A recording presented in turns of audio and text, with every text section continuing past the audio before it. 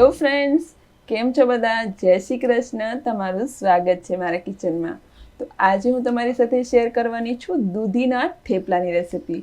આ થેપલા ખાવામાં એકદમ પોચા અને બહુ જ ટેસ્ટી બને છે અને સાથે સાથે આ થેપલાને તમે 15થી 20 દિવસ સુધી સ્ટોર પણ કરી શકો છો.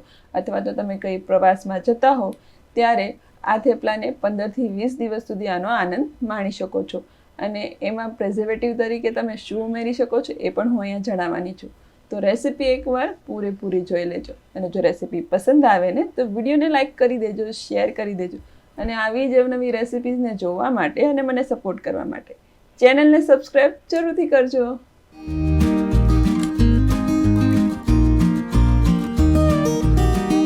તો અહીંયા મેં તુંબડી લીધી છે. દૂધી, આને આપણે દૂધી જ મતલબ હોય છે, આનો બીજો પ્રકાર તુંબડી છે. તો આવી રીતે દેશી ભાષામાં તુંબડી કહેતા હોય છે ને, કે લાંબી હોય એને આપણે દૂધી કહેતા હોય છે. સરસ એવી આપણે એની છાલ કાઢી લેવાની છે અને છાલ કાઢી લીધા બાદ આપણે એને ખમણી લેવાનું છે. તો અહીંયા મેં સરસ એવી છાલ કાઢી લીધા બાદ આવી રીતે મીડિયમ ખમણ જે છે એ હું કરીશ. બહુ વધારે પડતું જાડું કરીશું તો એ ચડશે નહીં અને બહુ ઝીણું કરીશું તો એકદમ ચૂંદો થઈ જશે, તો એનો સરસ એવો સ્વાદ નહીં આવે. આના લાંબા લાંબા લેસાનો સરસ એવો સ્વાદ આવતો હોય છે. તો આવી રીતે બધી જ દૂધી આપણે ખમણી લેવાની છે. તો અહીંયા જે વચ્ચેનો ભાગ છે ને એકદમ સોફ્ટ હોય છે, એકદમ પોચો હોય છે, તો એ આખી જ દૂધી એક સરખી આપણે ખમણી લઈશું. જો બહુ વધારે પડતો કઠણ ભાગ હોય તો વચ્ચેનો ભાગ આપણે નહીં ખમણીએ, સાઈડમાંથી જ આપણે ખમણીશું. તો આવી રીતે બધી જ દૂધીને આપણે એક સરખું ખમણી લેવાનું છે. ત્યારબાદ આપણે એક મુઠ્ઠી અથવા તો 3થી 4 ચમચી જેટલા સરસ એવા ધાણા ઝીણા કટ કરીને લઈ લેવાના છે. ત્યારબાદ તીખાશ માટે મરચી લીધી છે અને 7-8 લસણની કળીને આદુનો નાનો ટુકડો. તમને જેટલું તીખું ભાવતું હોય, જેટલો ફ્લેવર લસણ અને આદુનો પસંદ હોય એ રીતે તમારે અહીંયા બધી વસ્તુ ઉમેરવું. અને ત્યારબાદ મેં અહીંયા થોડીક સૂકી મેથી છે, કસૂરી મેથી એટલે કે આપણે મેથીની સુકવણી કરીને રાખીએ ને એ મેં લીધી છે અને આવી રીતે હાથેથી સરસ એવું મસળીને અહીંયા ઉમેરી દેવાનું છે.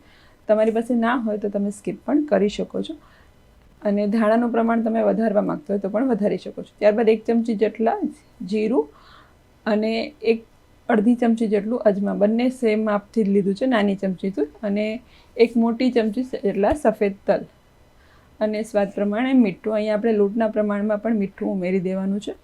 અને અડધી ચમચી જેટલું હળદર પાવડર, ધાણા જીરું પાવડર અને થોડોક લાલ મરચું પાવડર અને 5 ચમચી જેટલી હિંગ ઉમેરી દેવાની છે. ત્યારબાદ આપણા થેપલા સરસ એવા પોચા બને ને એની માટે આપણે 2 થી 3 ચમચી જેટલો બેસન એટલે કે ચણાનો લોટ ઉમેરવાનો છે અને 2 ચમચી જેટલું આપણે અહીંયા દહીં ઉમેરીશું. દહીં ઉમેરવાથી એક તો ટેસ્ટ સરસ આવે છે, થેપલા પોચા પણ બને છે અને સાથે સાથે એ પ્રિઝર્વેટિવનું કામ પણ કરે છે, જેથી કરીને આપણા થેપલા લાંબા સમય સુધી સારા રહે.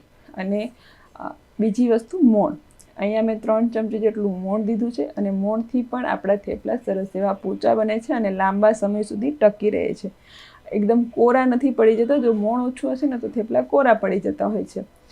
હવે બધી જ વસ્તુને આપણે પહેલાં તો મિક્સ કરી લેવાનું અને મિક્સ કરી લીધા બાદ અહીંયા આપણે થોડું ટેસ્ટ પણ કરી લેવાનું, કેમ કે જો બધા જ મસાલા એકદમ સરસ ચડિયાતા હશે તો જ લોટ ઉમેર્યા બાદ એકદમ સરસ ટેસ્ટ આવશે. જો અત્યારે જ મસાલો ફિક્કો હશે ને તો લોટ ઉમેરી દીધા બાદ થેપલા સરસ નહીં બને. હવે આપણે જે ખમણ હતું ને 1 વાટકી જેટલું હતું, એટલે એની સામે મેં 3 વાટકી જેટલો આપણે ઝીણો રોટલીનો લોટ છે એ ઉમેર્યો છે. અને પહેલાં તો આપણે અહીંયા પાણી બિલકુલ નથી ઉમેરવાનું અને પહેલાં એમનેમ જ બધો લોટ આપણે મિશ્રણ સાથે મિક્સ કરવાનો છે અને જરૂર લાગે તો જ અહીંયા આપણે થોડું થોડું પાણી ઉમેરીને સરસ એવો લોટ બાંધીશું. બહુ વધારે પડતું આપણું મિશ્રણ ઢીલું ના થઈ જાય એ ખાસ ધ્યાન રાખવાનું. અને તુંબડી જે છે એ પાણી છોડે છે, એટલે આપણે લોટ થોડો ઓછા વધુ કરવો હોય તો પણ કરી શકાય. જો તમને એવું લાગે કે હજી લોટ ઢીલો છે તો થોડોક લોટ ઉમેરવો હોય તો પણ તમે ઉમેરી શકો છો. તો મારો લોટ એકદમ સરસ રીતે બંધાઈ ગયો હતો. મારે 4-5 ચમચી જેટલા જ પાણીની જરૂર પડી હતી. હવે આપણે લોટને થોડોક લીસો કરવા માટે એટલે કે ઉપરથી થોડુંક તેલ ઉમેરીને સરસ એવું આપણે એને કોણવી લઈશું અને લોટ સરસ એવો બંધાઈ ગયા બાદ આ રીતની મીડિયમ સાઇઝનો લુવો તૈયાર કરી લઈશું, જે આપણે રોટલી બનાવવા માટે બનાવતા હોઈએ છીએ. તો અહીંયા તમે જોઈ શકો છો આ રીતનો મીડિયમ અને એકદમ સરસ એવો લોટ આપણો બંધાઈ ગયો છે, લુઓ તૈયાર થઈ ગયો છે. હવે એને આપણે લોટમાં સરસ એવો કોટ કરી લેવાનો છે અને મીડિયમ થીક એવું થેપલું વણી લેવાનું છે. બહુ વધારે પડતું પતલું કરીશું ને તો આપણું થેપલા એકદમ કડક થઈ જશે તળાશે એટલે, અને એ એકદમ ચવડ જેવા લાગશે. એટલે બહુ પતલા પણ નથી કરવાના અને બહુ જાડા પણ નથી રાખવાના. જાડા કરશો તો ચડતા વાર લાગશે અને વધારે પડતા ચડવા દેશો તો એ દાજ પડી જતાં કડક પણ થઈ જશે. તો તમે જોઈ શકો છો આવી રીતે નહીં બહુ જાડા કે નહીં બહુ પતલા, એ રીતના માપસરના થેપલા વણી લેવાના છે.